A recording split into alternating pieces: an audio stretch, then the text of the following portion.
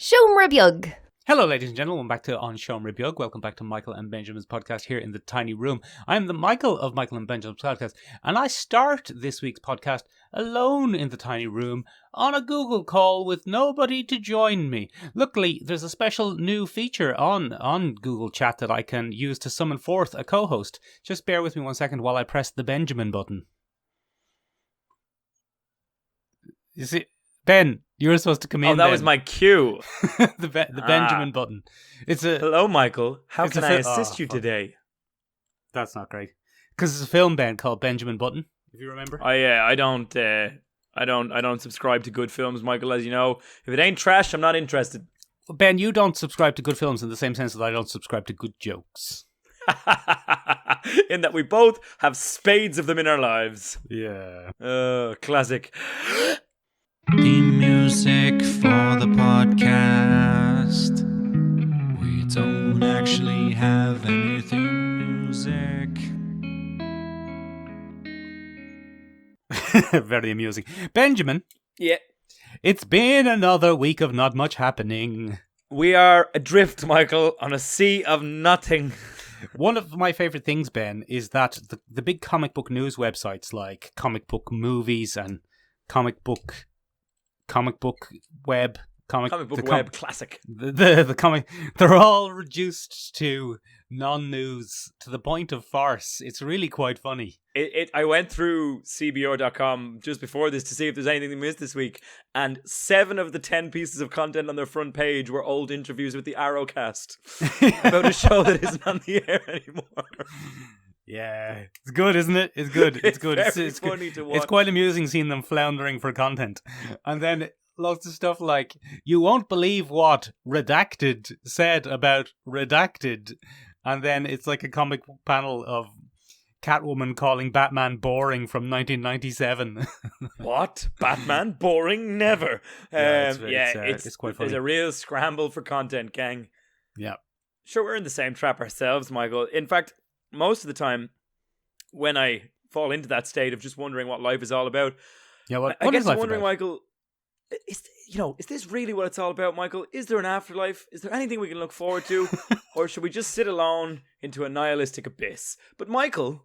I'm wondering where this is going, Ben. I'm really quite intrigued. I quit the podcast. No, but Michael, in all honesty, Amazon Prime has answered my burning question with their new series Upload, which premiered May 1st.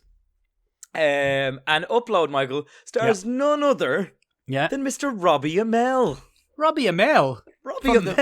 The famous Amell brothers. From the famous Amell cousins, which we completely got wrong. No, I think that was on purpose. I know. Oh, we did it on purpose. Well, one half of the famous Amell brothers then is starring in a new Amazon Prime original Upload, and it's from why is a great question, Michael. I assume money, and it's from the creator of Parks and Rec, Greg Land. Greg Land. Are there any Robbie Amell fans, Ben? I don't know. I would assume no, but I've been wrong before. Yeah. Anyway, he's got his own series, Michael, and it's a bit of an cloud computing uploaded consciousness conundrum. Basically, classic, yeah. In this version of America, should you fall into a terrible accident, Michael, you'll be given the option of either undergoing surgery or having your consciousness uploaded to the Skynet. Oh, very good. Like where you Black live Mirror. out the rest of your life. But Michael, wouldn't you what's know the it? twist? Robbie Amell chooses this, and sure, Michael, there's only in-app purchases in heaven. Oh, that's pretty amusing. So there's a whole concept of in-app purchases and that kind of thing. And I've watched the first episode, Michael. Yeah, it'll do. Is it all right? Yeah. It's got a bit of to it. Nice chemistry between the two main characters. Robbie Amell shows more emotion in the first 5 minutes than he did in the entire Code Great movie. Oh, good. So it turns out that Robbie Amell can actually be a screen presence. Just not that's surprising. That is surprising, isn't it? Yeah, I'm quite surprised by that. He's oddly okay in a comedic role. Oh, good. Yeah. Oh, it's a comedy. It's a comedy. It's a full comedy. Okay.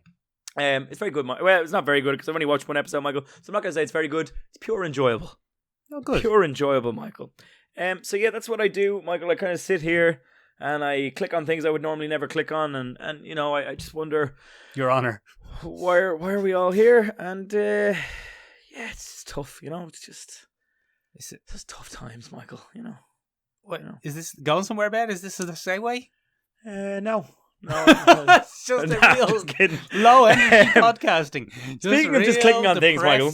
Low energy podcast. All right, go on. You got it. You last week, Michael, watched a movie. I didn't watch that movie, but Michael, I had time this week, so I did watch the movie that you watched last week. And I'd like to say just one thing about the movie that you watched last week that I didn't watch. Because I watched it this week, and we have stuff to say. Which movie Extraction, was it? Michael. Extraction. There's a strange scene, Michael, in Extraction that I can only assume took up a larger amount of the budget than it should have. All right. Are we going to do spoilers here? Spoilers for the film Extraction. It's right at the beginning. Right at the beginning. It's very minor spoilers. Yeah. Where our introduction to the character of Mr. Chris Hemsworth is of him jumping off a rather high point. Yeah, in Australia. Into a lake to take a sit down the bottom. Yeah. And all I could think, Michael, it's a metaphor. Was, Chris Hemsworth's mistaken his character of Thor for Aquaman. Silly Chris Hemsworth. Oh, very good. Okay. Because the whole scene where he sits at the bottom meditating in a bizarre moment. Yeah. It's very strange, Michael. It's a metaphor because the little boy says later, you don't drown by falling into the river. You drown by staying under. It was the most shoehorned metaphor of all, Michael. And then he falls into a river at the end, Ben, if you remember. See, there's a lot of stuff. There's a lot of stuff, Michael. The metaphor comes full circle. Full circle. Look, it's a very decent movie, Michael. You're not going to write home about it. I'm not going to write home about it. Well, you say that, but it's making, due to timing, really, it's making a big impression on the pop culture landscape. Is it? Yeah, people are comparing Jacob Racob to John Wick, to John Rambo. Get the fuck out of town. Yeah, they really should have called him John Rake, now that I think about it. Yeah, John Rake's a pretty good name. Yeah. Good superhero, good badass name, John Rake. Good badass name, John Rake. Jonathan Rake to his friends. Yeah, Jonathan Rakemanshire. Yeah, that would have been good. It's a shame about that, Michael. Shame about that. Yeah, but it's like I enjoyed it, Michael. As I said, look, good acting. As it were, yeah. Nothing of Oscar note. No, it's just people getting kicked in the head. David Harbour's a real dickbag, isn't he? Yeah. Bit of a surprise, little bit of casting as well. Yeah, Netflix looking after their own. Well, also the Russo brothers, aren't they involved in Black Widow, which also involves him? He's just getting everything, Michael.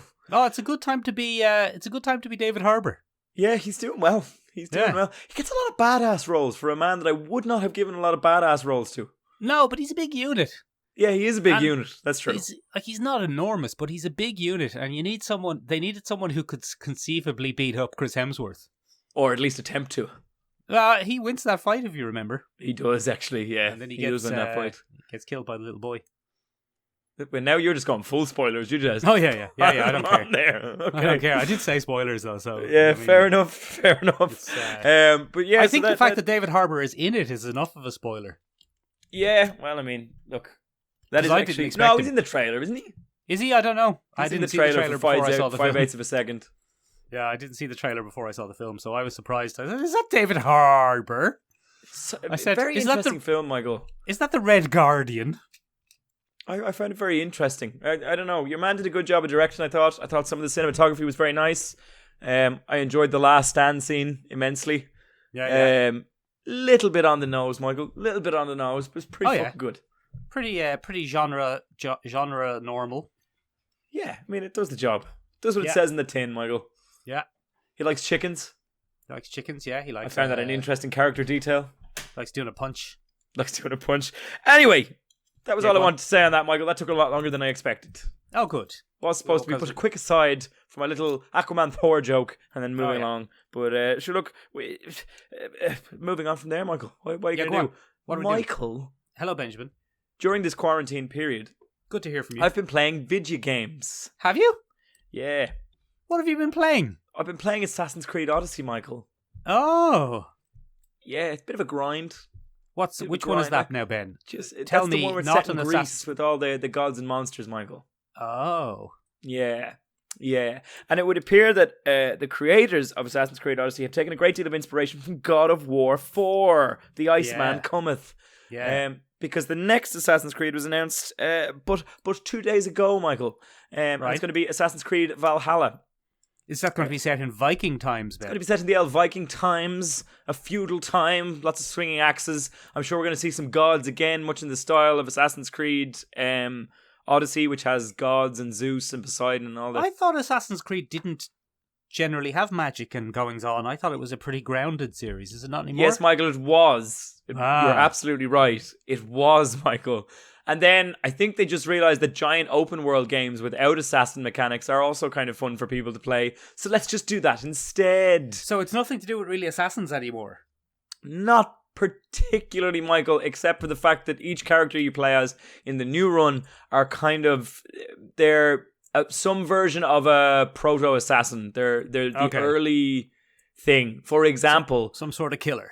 In the Assassin's Creed Odyssey, Alexios, one of the main characters you can play as Alexios or his sister.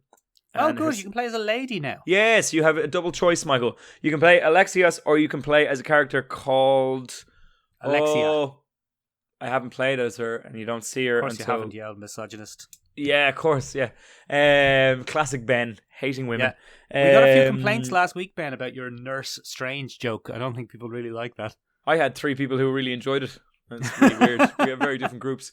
But anyway, what I was going to say was you can play as either Alexios or his sister, and they are Mystios or mercenaries. So people for hire. So you're getting the idea, Michael. I'm getting the idea. They're assassin adjacent. The kind of proto blade, the famous assassin blade that slips from your hand, turns out to be Leonidas' spear, Michael. Oh, of course it does. Yeah. Yeah, it's a whole thing. But anyway, the new one was announced, and they've kept the game mechanic, Michael, where you can play as a man or a woman, and the story will be roughly the same depending on which character you pick. But Michael, yes. As you may have guessed, the wonderfully woke community of gaming. Oh, I forgot, Ben. This is your new, our most popular segment. Ben hates his own people. Yeah, that's it. Yeah, you got it. Got it in one. Well, basically, Michael, Xbox One has announced that their exclusive package will include a statue of the female character. Oh. So Xbox One has made a deal, and when you buy their super expensive edition for no reason at all, the statue will be of a woman. And Michael, to say that the young neckbeards have lost their mind, Michael, would be an understatement. People are flipping out. Where are you finding these people? That they're the exclusive. Are you on the Reddit again? On the Reddit again. Reddit is devolving into a great morass of hatred and bile, Michael, during this quarantine period. Goodness. I've never met a group of people more inclined to think they're better than other people while simultaneously exhibiting the fact that they could not possibly be. Well, it's Rick very and Morty interesting. fans. Huh? Rick and Morty fans. Oh, what people a bunch who of think cooks. they're Ricks. Anyway, Michael. Yes, go on. I've really enjoyed keeping up to breast with that. I can't believe people are losing their minds over a statue. The Venus de Milo. One of the comments I read, which was very enjoyable, was, I wasn't going to buy the special edition, but now I'm really not going to buy the special edition. And it's like, somebody took time out of their day to type that. In all fairness, who buys special editions these days? Collectors, I suppose. I think a lot of collectors. Michael, you sit in a room that is, if anything, a shrine to your need for things that are collectible. Oh yeah, that's true. I forgot about that. Yeah. The tiny room is in fact your toy room. People who live in glass houses, Ben, shouldn't buy collectible statues. Should masturbate in the basement. Yep, fair enough. Don't have a basement, Ben. Anyway, moving on from there, Michael, you'll notice that it was aptly named, Michael. Aptly named. It wasn't aptly named anything. That joke was for a previous session. Never mind. Michael, that's a video game. You want to talk about a video game. My segues aren't as buttery smooth. That was one of the worst segues we've ever had in the history of this. Benjamin, do you remember the Sega Mega Drive? It came out before you were born. So no, I don't remember it. Sega Mega Drive, Ben, was a very popular console when I was but a young fellow. But a wee lad. And it wasn't the first console I ever owned, Ben. So I'm sorry if that doesn't fit your narrative for this episode. It doesn't. But it was one of the first consoles I ever owned. That'll do. And Benjamin, one of the best games on the Sega Mega Drive, and I'll fight anyone who disagrees with me, Ben. Okay. Was Streets of Rage. Streets of Rage. Have you heard of Streets of Rage, Ben? I think you know I haven't. Have you not? No. It's pretty famous. Streets of Rage, Ben, is a side-scrolling beat-em-up video game. Oh, is that the weird one where he goes in and out of dive bars and kicks people? Well, it's not one person, Ben. It's what you're saying there. You're describing the entire genre. Really popularized, Ben, by 3 series: Double Dragon. Ooh, nice. In which 2 twin brothers have to rescue their girlfriend from I think they have the same girlfriend. From an evil crime syndicate. Jesus Christ.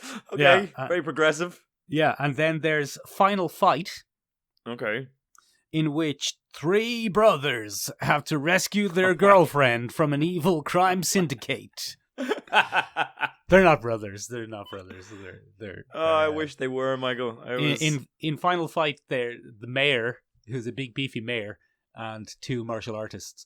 And then, Ben, you had Streets of Rage, which was Sega's entry into the side-scrolling beating-up genre. Nice. And it features 3 characters, Ben. Axel, who's a blonde guy who does a punch and a kick. Mm-hmm. Then there's Adam, who's a black guy who can do a kick and a punch. Nice. And then there's Blaze, who's a lady, and she can do a kick, a punch, and a flip if you want. Nice. And Benjamin, even though it was highly derivative, very, very derivative, it's essentially, I mean, Streets of Rage is so close to a rip-off of Final Fight that it's amazing that Sega got away with it. Oh. But, Ben, one of the rare, well, I don't know if it's that rare, but one of the rare, we should have thought about this a few weeks ago, one of the rare rip-offs that's better than the inspiration. Get out of town. Yeah. So Streets of Rage is actually the best of them, despite being the most derivative. Well, that's good for it. It has one of the best soundtracks in an 80s video game you'll ever hear, Ben. Go on, give us a bit. And it has, it's 80s techno synth. I can't make those sounds Go with on. my mouth. Oh yeah, man, getting into it. Yeah, it's good. It's Nice. good. Look, you can put a sample in when you edit the podcast. But Benjamin, Streets of Rage, Streets of Rage was the game I got when I first got my Sega Mega Drive. And what was very interesting about Streets of Rage was it's a very, very, very fun game. Is that not what you want from every game? Yeah, it's what you want from a game. It's a 2-player game. I used to play it with my brother.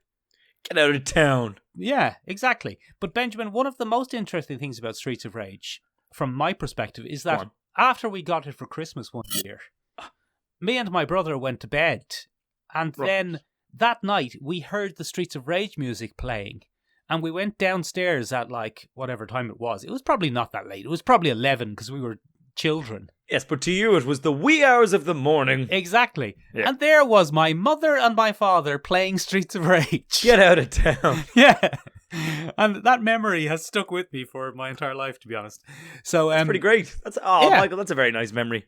Look, anyway, Ben, Streets of Rage then got a sequel called Streets of Rage 2, which is probably the best game on the Sega Mega Drive. Oh, good for it. Better graphics, better music, more characters, more involved fighting. Really, Ben, a truly classic video game. Maybe, Ben, arguably the best video game of the 16-bit video gaming era. Michael, that's high praise. It's arguable. I mean, you have to take into account genre. Like, if you like role-playing games, this isn't going to be your number one. It's not going to be your cup of tea. Exactly. But it's in the top 10, no matter what way you slice it. It's one of the best video games from that era, Ben. I'm going to stop you there. Yeah, I'm going to stop you there. Yeah. Nisha, if you're listening, can we get a weigh in down below in the comments, please? Yeah, he's right. I'm right. Don't worry. He knows. Although Nisha's more of a Nintendo guy, so he might prefer Final Fight. But anyway, we'll do a battle to determine. Yeah. Sure, listen. Michael, that sounds like it was your first time. No, Ben, hold on. I haven't even got to the point yet. You're jumping my point here. You son of a bitch. Go on. So anyway, Ben, they made Streets of Rage 3 around, and Streets of Rage 3 is fine, but not quite as good as Streets of Rage 2. Through a variety of political reasons, and they tried to innovate some things and it didn't quite work, and the music's not as good. And then, Ben, the game sat idle for 26 years. 26 years, Michael. That's almost as old as I. Exactly, Ben. I think Streets of Rage 3 came out in 1993. Does that make sense? Yeah, that makes sense. So, Benjamin, there's a French studio called .emu or .emu. As in emulator. Exactly. Nice. And they have teamed up with another French studio called Lizard Cube. Ooh. And Lizard Cube are video game animators. Okay. And they've teamed up with another French studio called Guard Crush Games. And Such names, Michael. I know, they're great names. And those 3 studios, Ben, have just this week released Streets of Rage 4. Okay, I'm looking it up as we speak, Michael. Is it a 16-bitter? Streets of Rage 4? Yeah. No, it's brand new. No, but I mean, is it in the style of... No. It's scroller. Brand new, fresh, completely hand-drawn graphics. Ooh. It looks like a cartoon come to life. It's pretty slick. It's very, very slick, Ben. And I have spent quite a bit of time this weekend playing Streets of Rage 4. And it is a spectacular, Ben. Oh, Michael, are you having a little trip down nostalgia lane? Exactly, Ben. I've been having a great time with Streets of Rage 4. It makes up for the sins of Streets of Rage 3. It is as good as Streets of Rage 2. Ooh. They haven't modernized it. It's a real old school 16-bit era beat-em-up game. Nice. It has no modern mechanics or, style. It's just a classic 16-bit game, but with incredible modern graphics. Great. Michael, I'm delighted for you. Yeah, get on it, Ben. Give it a go. I'll give it a go, because I've been playing video games, Michael, as I said. Yeah, and Ben, yes. Because it's one of these kind of 16-bit retro reimagining games from pretty small studios, it's only like €20. Oh, sure, look. Sure, Michael, with the amount of money we're saving by sitting on our arses, I can afford that, no problem. Exactly. Michael, I know what I'm doing with my afternoon.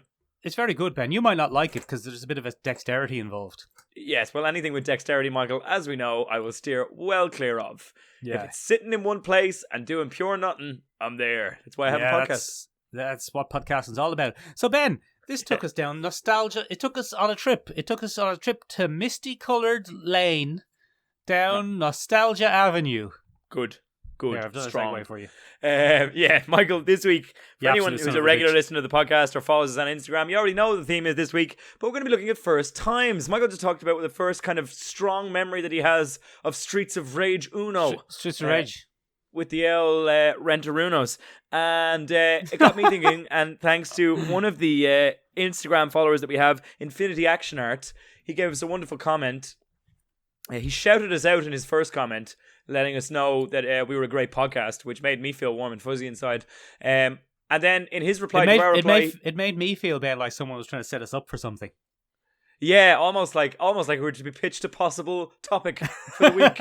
And then anyway, he gave us a wonderful topic, which is he'd love to hear what the first comics people read are, or what was the kind of formative comic experience, their first time, if you will, exactly. with comic books, not your actual first time. No, we don't I'd want like those. to point out before we go any further, Ben, that I am not a virgin. I haven't checked in a while, but I think I'm still not. I don't know. I haven't checked in a while. Might grow back in quarantine, Ben. Might grow back in quarantine.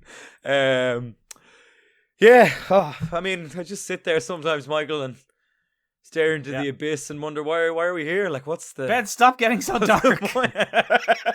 Anyway, Michael, I asked a series of questions on the podcast Instagram this week on a series of firsts, Michael, and I tried to phrase them in a way that wasn't completely unfair and unbelievable. I didn't want to ask what's the first comic you read, because who remembers, Michael?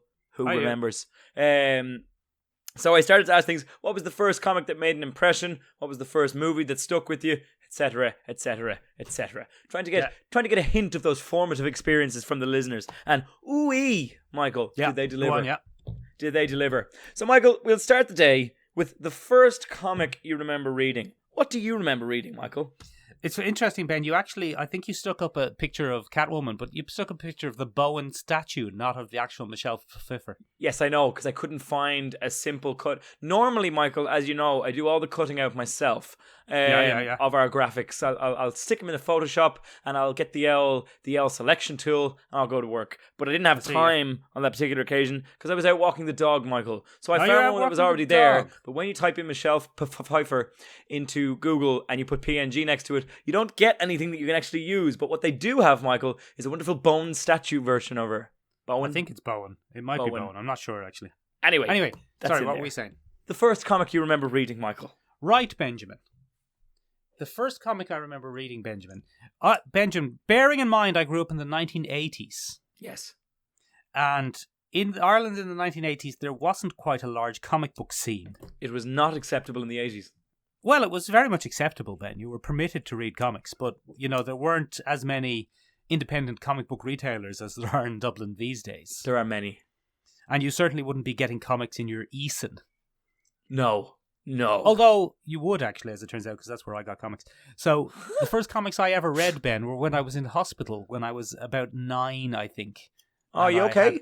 I had a burst appendix, Ben. Oh, no, Michael. And I had to go to hospital for an operation. Did you recover?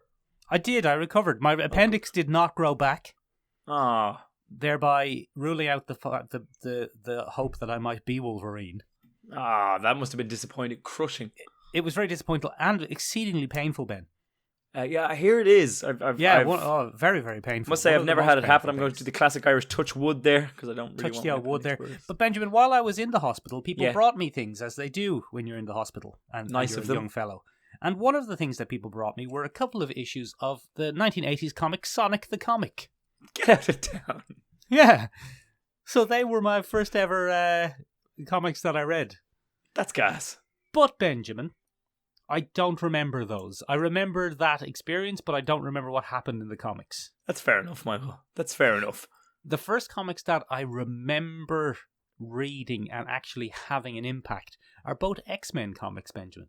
That doesn't shock me, Michael. I'm going to be honest. Were they a Claremont ditty? No, not quite. Not quite okay. a Claremont.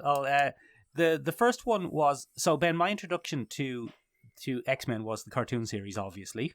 That's the fella, yeah, Linda the policewoman. From the late 80s, early 90s, Benjamin. And the first comic, I think, is one of the following two. I think the first X-Men comic I ever got was a UK republishing of one of the American runs. Yep. I think it was a UK issue because it was bigger than American comics. Oh, it was. Okay. It was like maybe the 2000 AD size. Oh wow! Okay, that is much bigger. Yeah, so it was about 25% bigger than an American comic. Yeah, give or take. And it was, I think, it was 3 issues of comics. Okay. But the kind of cover story and the main story was the very first part of the X-Men crossover, Executioner's Song. I've heard of that. I can't remember it very well. Well, in the story, Ben, the X-Men are hanging about in Central Park. Okay. And it was kind of weird for me because my experience with the X-Men up until then was the TV series Team. So it was a little bit weird because this team had Archangel on it, and he wasn't really a main member in the TV show. Oh, so it didn't suit you at all. I was like, what's this? He's a bit character. Why is he so prominent? It had Rogue in it, but she was wearing some sort of weird yellow and red and white get-up. What? She never wore it again, I don't think. I Good. think it was a one-off thing in that issue. Good. And it had Psylocke in it, who, to my knowledge, up to that point, wasn't a main X-Men character. Okay. Anyway, Ben, the X-Men are attending a mutant human peace concert. Okay. Oh, in I don't like that. In Central Park. Okay. And unfortunately, Ben, the concert gets interrupted. What? By 2 would-be bombers. Oh, no. Yeah, because they're going to blow up the Mutant Human Peace Conference. Bad eggs. But then, Ben, those 2 are killed. Okay. By a very familiar face, Ben, by Cable. Who is that familiar face? It's Cable, Ben. Oh, we know Cable. You know Cable. We do. Yeah, but then guess what happens, Ben? Cable, it turns out, didn't kill the bombers to stop the Mutant Human concert. What? He killed the bombers because he was there to kill Charles Xavier. What? And Cable shoots Charles Xavier, Ben. On live TV. I was supposed to do that earlier. Yeah, you were supposed to react. It's no good if you don't react. Sorry. So yeah, Cable shoots him. As it turns out, Ben, months or weeks later, you find out that it's actually Strife, not Cable. Ah, Strife's a real dickhead, isn't he? Strife's a real dick, and he looks exactly like Cable, and the whole thing was an elaborate ruse, Ben. Yeah. What a ruse. That and sounds in the good, meanwhile, Michael. Ben, the rest of the X-Men are going about their daily shopping and having a lunch. and they get attacked by the 4 horsemen of the apocalypse. That's very casual, isn't it? Yeah. Casual attacking by the 4 horsemen of the apocalypse. That's, I think, the first ever X-Men comic that I read. That's pretty good, though. It's good recounting. Yeah. The other one, Ben, was Uncanny X-Men Volume 1, issue 314. Okay. But of course, Ben, I didn't know that at the time because I was reading it in the Panini collected editions. I love the collected editions. They were great. Very good. Ben, I don't know if you remember what happens in that issue of X-Men. But I don't. In that issue of X-Men, Emma Frost, who has been in a coma in the X-Mansion, wakes up and takes over Iceman's body. Dun, dun, dun. And she starts uses his powers to escape. And she uses his powers more effectively than he ever did. So it's through this that he learns he can travel through water because he can turn his body into water molecules. This is where he finds out he's kind of like an Omega level. It's the beginning of him finding that out, yeah, or kind of the second step of him finding that out. It's also, Ben, and I didn't know this at the time, obviously, but it's the first issue in the Redemption of Emma Frost arc. Oh, okay. Because up to this point, she was a pure baddie. Yeah, she was part of the Hellfire Club and she wore a lot of leather. Yeah, which, I was all right with that. Yeah, formative. So yeah, they're my first 2 comics, both X-Men. Pretty solid, Michael. Tell us about yours, Ben, you son of a bitch. I had to give this quite a bit of thought, Michael. Initially, it would have been the Dandy or the Beano, which was given to me every Sunday by my grandparents. That was helpfully pointed out to me by 9 Wassies on Instagram, who said probably for him as well, in terms of first comics, it would have been the Dandy or the Beano. And every Sunday when I went to my grandparents' house for Sunday dinner, I got a Dandy and a Beano. Well, my brother got the Dandy and I got the Beano, or vice versa. And we used to have arguments about which one was better, not realizing that they're both pretty much the exact same comic and there was no real comic book allegiance required. Which one has Dennis the Menace in it? Beano. And which one has Desperate Dan in it? Dandy. And that's all I know. That's all you know. Fair enough. So those were kind of a very different style of comic to what a few of our listeners would be used to. They were kind of almost like newspaper strips, extended newspaper strips, I guess is what you call them. And they had different characters. So in the Beano, you had Dennis the Menace, Smitty the Minx, Roger the Dodger. Basically, any kind of rhyming you could stick into a child's name. Yeah. They were there. Ben the Men. Yeah, Ben the Men. It's about a group of men who Ben stand and the on men. top of each other in one giant trench coat to resemble an adult male called Ben. Okay. Ben, the group of men. Then you had other characters like Billy Whiz, who was kind of like I suppose you call them like a proto-Flash. Billy Whiz was the world's fastest teen. Oh, yeah. And he had super speed. What is interesting about the Dandy and the Beano, Michael, is they are the longest running comics on the planet. I actually, Ben, now that you mentioned it, we had in my house growing up, we had a Dandy annual, hardback Dandy annual from like 1974. Oh yeah, in my house, monocolor, like printed in red ink, and then some comics were printed in green ink, and some were printed in blue ink. Oh yeah. So that actually probably was my first comic. Now that you've mentioned it, there you go. See, everybody. No matter how cool you think you are, we all started with the Dandy and Beano. I don't though. No, you don't think you're very cool at all. That's what makes you so cool, Michael. Oh yeah. That's see. Yeah. But then the first kind of superhero comic, and I guess more podcast adjacent comic that I remember reading, that I really remember reading. I was in Chapters, which many people here will know. As a huge bookstore here in Dublin. But it was at one point located on none other than Middle Abbey Street in a small kind of thing, and they had the basement level for the used books and they had the upstairs level for the new and shiny books.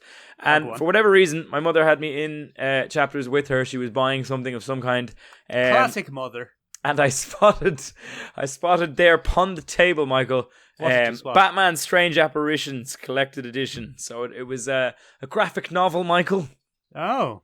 It was the collected issues of one particular thing, and it was Strange Apparitions. And Strange Apparitions came from the mid-70s in DC Comics, and it was Detective Comics 469 to 476, and then 478 and 479. They skipped 77 because it was like a crossover event thing.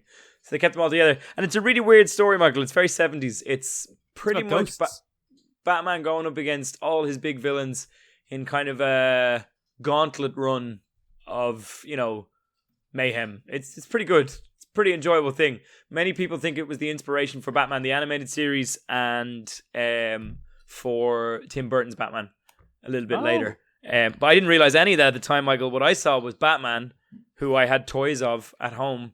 And it was purple and blue and it was colourful. So I badgered my mother to buy it for me until she eventually caved. I think probably because I'd been badgering her all day and she'd had enough. And she's just like, take the comic, shut up.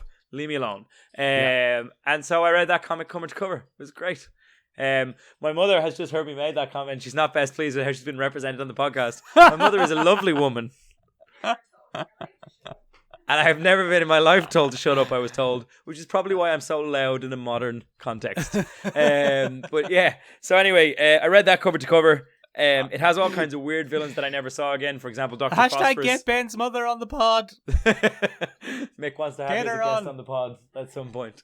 So yeah, that's the one that I read, Michael. That's the one I really remember reading. Very enjoyable and probably the beginning of my love of Batman in Benjamin, any kind of real sense. And are they ghosts? Who? The Strange Apparitions. Yeah, so basically where that comes from, Michael, is there's a bizarre arc in the comic. Dr. Hugo Strange kidnaps Bruce Wayne. So what he does is he sets up a fake spa and resort. Yeah. And what's happening is rich people are going there. All the spas. And they're kind of then giving all their money to the spa. And so Bruce Wayne goes, wait, just what? And he can't really understand that, and people can't explain why they're doing it.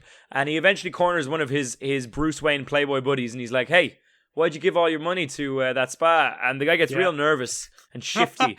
Benjamin, I'm going to interrupt you for a second. I think we should start a Patreon campaign called Give All Your Money to That Spa, and just put a picture of me. And maybe we'll be able to retire wealthy. You never know. You never know. Maybe it could be a similar type of plan. I highly doubt it, Michael, but we can give it a go. So in general, so basically he's going to go and do his Batman thing at the spa, but then Alfred Pennyworth points out, well, wouldn't it be better to go undercover as Bruce Wayne? So he does that. And it turns out, Michael, what bloody Hugo Strange has been doing is he's only been injecting the residents with Monster Man serum and refusing to give them the cure if they don't keep donating money to his spa. So our Patreon would probably fail based on the fact that we don't have Monster Man extortion serum. No, but I mean, just ours is based on just give money to the spa. Give money to this spa. And we'll just get a picture of me looking particularly ridiculous. It'll be great. It'll be basically any picture, Michael. Huh? Got him. Oh, hey. Got him. Anyway, there's a kerfuffle. Batman gives Hugo Strange a now sock in the jaw. Hugo Strange falls to his death. Oh, again. No. He falls to his death, and then he goes to boss Rupert Thorne looking for some help. Wait. He falls to his death. He falls to his supposed death for Batman. Batman thinks that he has fallen to his death. He hasn't. It's Hugo Strange. He gets away with it. He slinks off into the night. Yeah, classic. And then he kind of puts himself at the mercy of Rupert Thorne, who is kind of a famous villain if you were into the Batman animated series. He's the mob boss character in the Batman animated series. Okay. And he puts himself at the mercy of Rupert Thorne. And Rupert Thorne says, no worries. Let's set up a little deal here. Word on the street is Batman's secret identity. And it turns out Hugo Strange does, because he took a peek under the mask when Batman was knocked out in his spa. And so what Hugo Strange does is he sets up a bidding war between the Joker, the Penguin, Two-Face and Rupert Thorne. But Rupert Thorne ain't waiting around. And what he does is he kidnaps Doctor Strange and he tortures him for the information. Doctor Strange, the Marvel character Doctor Strange. No, sorry. Yeah, well, it is technically Doctor Strange, but it's Dr. Hugo Strange. Yeah, he's like, that's Doctor Strange to you. I didn't study for this PhD for 7 years to be called Mister. Exactly. So anyway, it turns out... Even if it is copyright infringing. Unfortunately, he succumbs to his injuries and he passes away. And the strange apparition is Hugo Strange's ghost. Yeah. Okay? In a very Macbeth kind of sense. Yeah. Then, no, Hamlet sense. Yeah. Then guides Batman to Rupert Thorne so that Batman can exact justice on Rupert Thorne on his behalf. Oh, good. Yeah. It's bizarre, but also very good. It's real 70s stuff. It's great. So that was my first comic, but I did put this out to the listeners, Michael. Is Robin in it, Ben? He's not, which is the best part about it. Oh. I'm not a huge Robin fan, Michael, as you know. The singer Robin? The singer Robin. Well, she's okay. She's grand. Okay, good. She does a good job. I then put it out to the gang on the gram. The listeners. The gram gang. Yeah. And I asked a few of the gang. And of course I started with Infinity Action Art because he gave us the idea.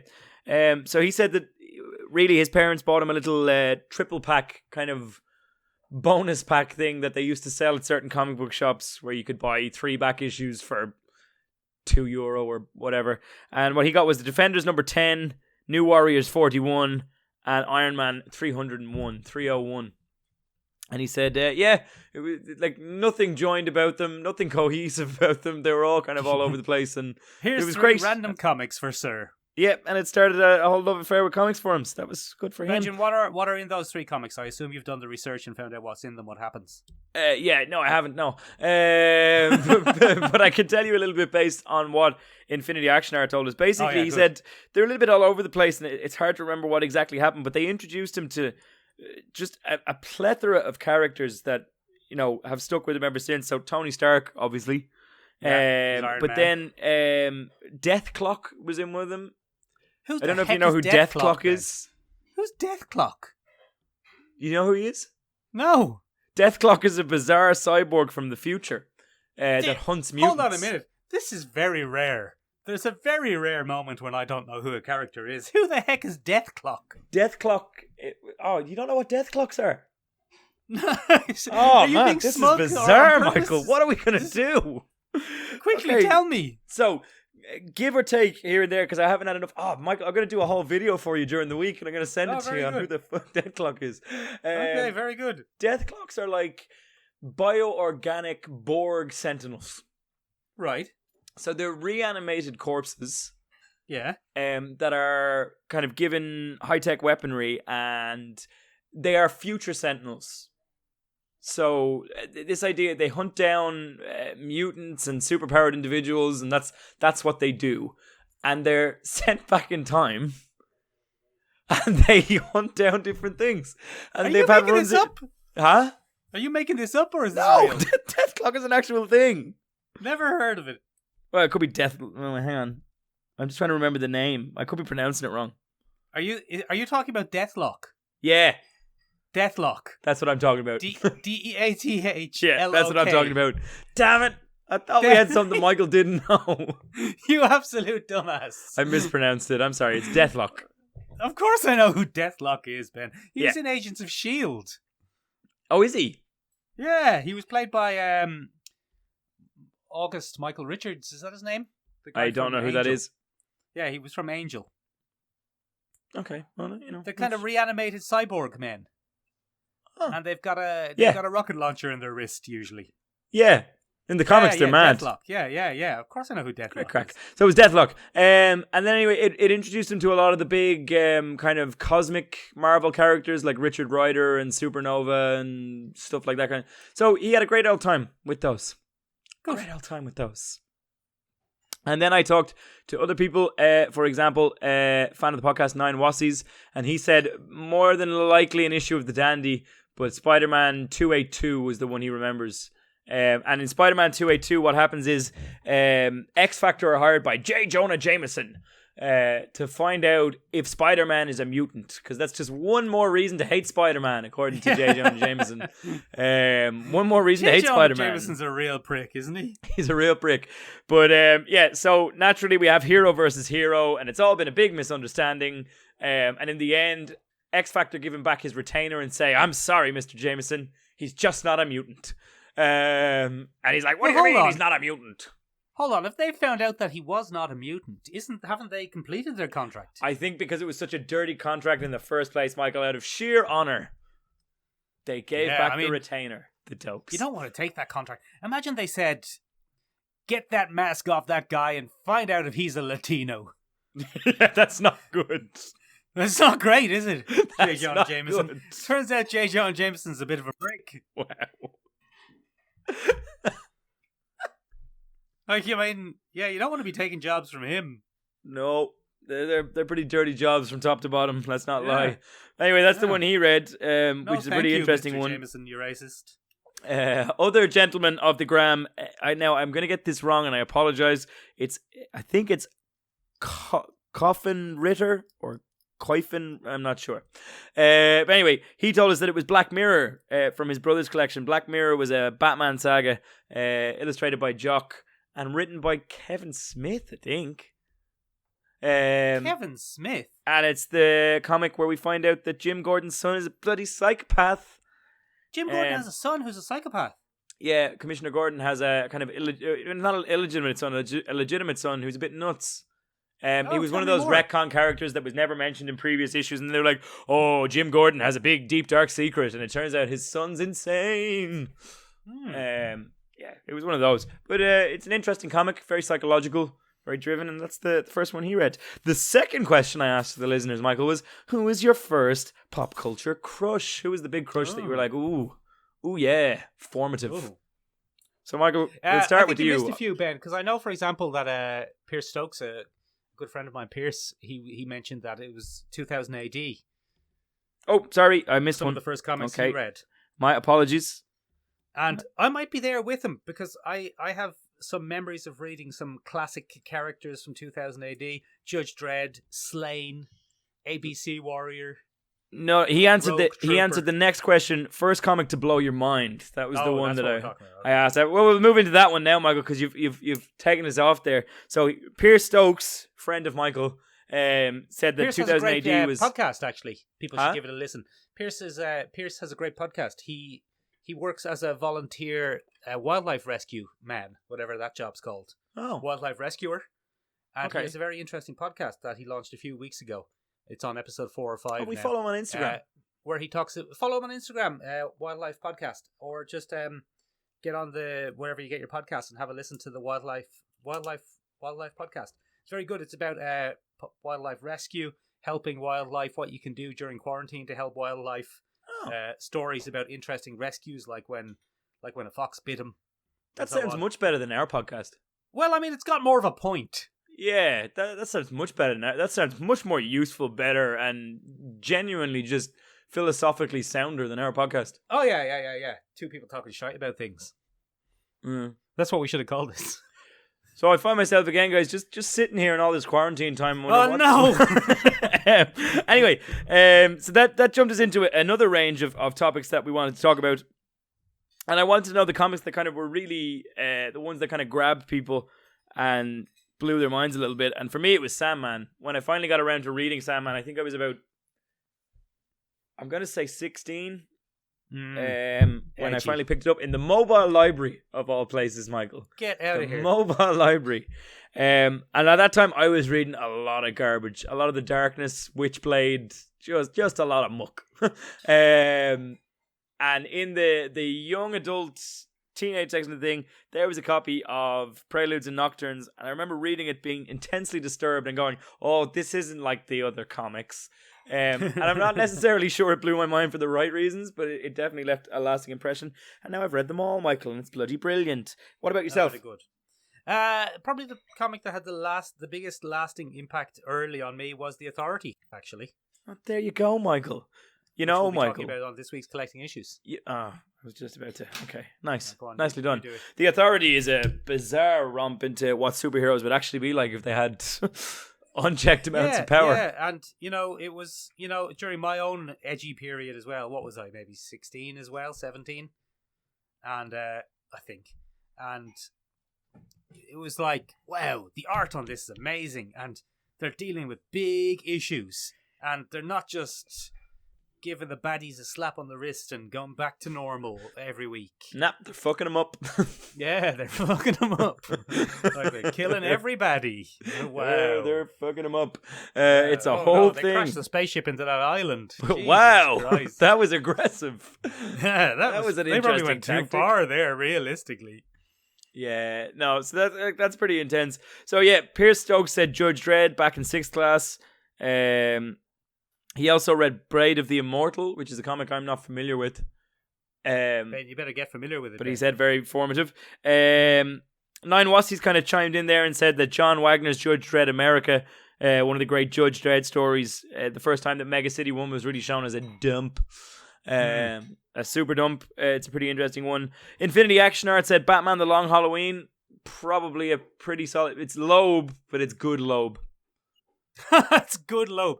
Loeb has made some classics, man. He did all of those color series as well, didn't he? Yeah, that's didn't he him. Do Daredevil Yellow and stuff like that. Loeb used to be great. Yeah. Then hush. So, you know, whatever. Someone who we're not intensely familiar with on the gram, but seem to have found our post through the internet. I'm going to say it. It's S8TH. So I'm going to say Saith.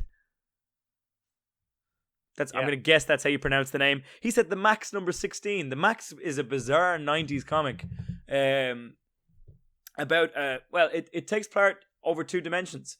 In one dimension, it's our world and it's grim and gritty and it's set in an urban city that's terrible. And it centers around the character of Max. And Max is a homeless man who dresses up in a superhero style costume. And he has severe mental health issues. And then on the other plane, the Max is a hero, and it's the same character, but on one plane it's a hero, and on the other it's not. And basically, in this landscape, depression is like a physical embodiment, and it's taking over the city, and depression drives people to suicide in the city. It's a bizarre comic, Michael. Very interesting. Anyway, he falls in love with his social worker, who in the city plane is just his social worker who worries about him. And then in the kind of fantasy world, jungle plane element of things, she's a princess that he has to defend. It's a whole thing. And you're left guessing the whole time, is it just Max's mental illness? Is he actually a superhero fighting on 2 dimensions? It's very postmodern. Very good, Michael. Very interesting comic. A lot of things going on in it. Dr. Cadwell, friend of the podcast, Dr. Cadwell, said that the Maximum Carnage series in 1993, first time I read a big comic event, as it came out, Forbidden Planet Sub-City had these big posters, felt really part of the community. So that's really coming at it from a different perspective, Michael. That's kind of the emotional bond that he formed with the comic book community based on that. The Maximum Carnage event is where Carnage takes over an insane asylum. Is that one? Is that one? I'm not sure. We'll come back to it. And then Kofen Ritter got on board again and said Low. Low is an amazing comic series from Image Comics. Never heard of it, Ben. But Michael, we'll be doing it on Collecting Issues soon enough. And it's a bizarre series that takes part in different worlds. And I think you're really going to dig it, Michael, so I'm not going to spoil any of it for you. Joanna, who is a friend of the podcast, said that Sandman for her as well. And that was that on that one. It was a pretty interesting run. How about yourself, Michael? Did I already ask you question? Yeah, Authority, remember? Oh, yeah, sorry. Blanked over it. Will we have to wrap it up here, Michael, or do you want me to run through one more? Run through the last one, Ben. We'll run through the last one, Michael. Michael, you undermined all my efforts this week by casually posting underneath one of my posts, that's not Michelle Pfeiffer, that's Michelle Pfeiffer's statue. Yeah, if even. It's just a Catwoman statue. Because you're a real dickbag. They probably didn't have to pay for Michelle Pfeiffer license rights. It looks very like Michelle Pfeiffer, though. It does, but it very like and actually being are very different things in the world of having to pay someone for a likeness. It looks very like Michelle Pfeiffer, though, so I stand by it. Yeah, it does. So in this particular case, Michael, I asked, who was your first pop culture crush? Now, ladies and gentlemen, there's no need to get explicit. Don't worry. These were probably the little crushes that you had without knowing what a crush was early on in the day. So Michael, go on, you give us yours there. Well, Ben, just normal things. Yes. That's fine. What was it? Probably Chitara. Oh, that's fair enough. That's very fair. That's very fair, Michael. Chitara from Thundercats. She was always doing a jump, doing a kick. Do you like jumping, kicking women? someone doing a jump and doing a kick, kicking someone in the head. Yep, he's all about that, ladies and gentlemen, here at the podcast. All about that here at the podcast. Fair enough. Moving on from there. I was thinking about it for myself, Michael. Go on. And in terms of like probably Princess Jasmine from Aladdin. Oh, Jasmine. She's a classic, isn't she? That was a big one. But then I thought about it again, Michael. And in terms of real people, do you know who it probably was? Catherine Zeta-Jones in The Phantom with Billy Zane. Catherine Zeta-Jones, yeah. Or that's perfectly reasonable, Ben. Or the secret Nazi doctor in Indiana Jones: The Last Crusade. Oh, yeah, which explains a lot when you think about it. I don't know if you want to reveal that in the podcast. Yeah, explains a lot when you think about it. There's a lot of them going on there, Michael. There's a lot going on. Moving on from there, we had a few other ones there. Infinity Action Earth said Cameron Diaz in The Mask, which yes, that's a good shout as well. I think that's good shout. Good shout. Lights, Camera, Tentacles had a very interesting choice. He said Bluto. Now, yes. I don't know if he was being facetious. I assume that he was. I don't think he was, because I've seen his husband, and his husband is a large man. Okay, fair enough. Bluto it is. Bluto, so guys, is the main antagonist from the Popeye cartoons. And he's a large bearded man. He's it's a pretty interesting thing. So Bluto is the first one. Now I'm going to get this one wrong again. It's Lakmotta. And he said Pamela Anderson on Baywatch. Fair. Classic, yeah. Fair. Classic. And then, of course, huge fan of the podcast, definitely real Instagram. The only Reen Narek said, too hot, fire emoji, for the number, not the word, Insta. And then the shocked emoji face. Yeah, Ben, I think that's a bot. Yeah, no, it's a definite real podcast listener who is very engaged in our content. So those are the different crushes we had. Ladies and gentlemen. Our number one fan, the only real Narek. Yeah. Ladies and gentlemen, that about brings us to an end for today. Can you answer those three for us as well in the comments below, or get in touch with us in general and fill us in on what you thought? We'd love to hear it. If you're listening to us on YouTube, you can comment directly below this video. And while you're at it, give us a like and subscribe to spread the message of the pod. If you're listening to us on Spotify, give us an follow. Share this out with your pals. Send us an Insta story with your 3 pics. What's so difficult about that? What's so difficult about that? Get on it. Do it. No, I'm just kidding. Do it in your own time if you have time. If you're not busy sitting in a room wondering why we're all here. Oh God, no, not again. Moving on from there, guys. If you're listening to us on Apple Podcasts, do give us a review, please. It would be very, very helpful for us. If you're listening to us on Google Podcasts, thank you very much. And that's really it from us this week. You can get in touch with us on Instagram as well if you want, or on our website, seomrabeag.com, SEOMORABEAG.com. It means tiny room in Irish. It does indeed, and it's the same for the Instagram. That's it for this week, ladies and gentlemen. Bye-bye. Bye.